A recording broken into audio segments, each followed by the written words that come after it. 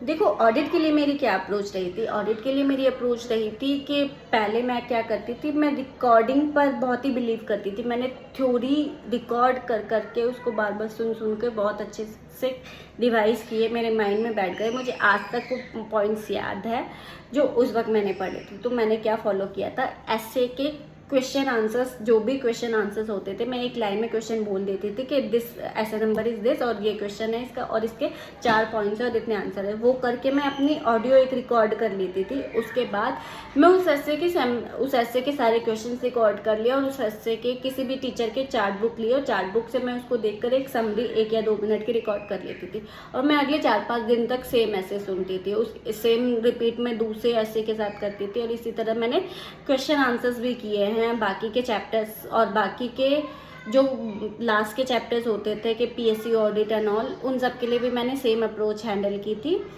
Use की थी। तो उस केस में क्या होता था कि जब अगर फॉर एग्जांपल अटैम्प्ट लगाए या फॉर एग्जांपल आरटीपी या एमटीपी में कोई नया क्वेश्चन आ गया तो मैं उस क्वेश्चन को भी रिकॉर्ड कर लेती थी और जल्दी से मैं एक बार पढ़ा और रिकॉर्ड कर लिया, उसके बाद मैं बस उस रिकॉर्डिंग को सुनती थी और हफ्ते में या 10 दिन में एक बार उस क्वेश्चंस को अपने नज़रों से देख लिया।